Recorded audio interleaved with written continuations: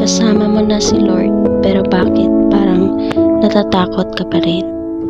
Isang gabi, sumakay si Jesus at ang kanyang mga disipulo sa bangka habang sila ay nasa gitna ng dagat.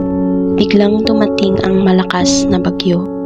Malalakas ang alon, hinahampas ang bangka at halos mapuno na ito ng tubig. Pero si Jesus natutulog lang. Natakot ang mga disipulo at ginising nila siya. Lord, iligtas mo kami, mamamatay na tayo. Tumayo si Jesus at sinaway niya ang hangin at alon. At sa isang iglap, tumahimik ang dagat. At sinabi niya, bakit kayo natatakot? Nasaan ang pananampalataya niyo?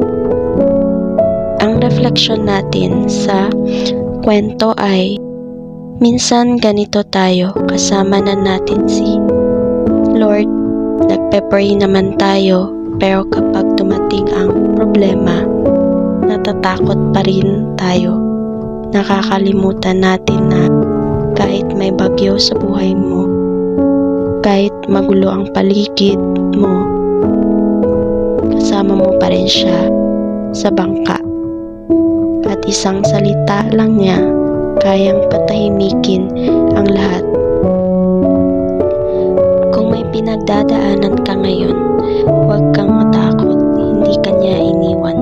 Nandyan lang siya, naghihintay na tawagin mo siya.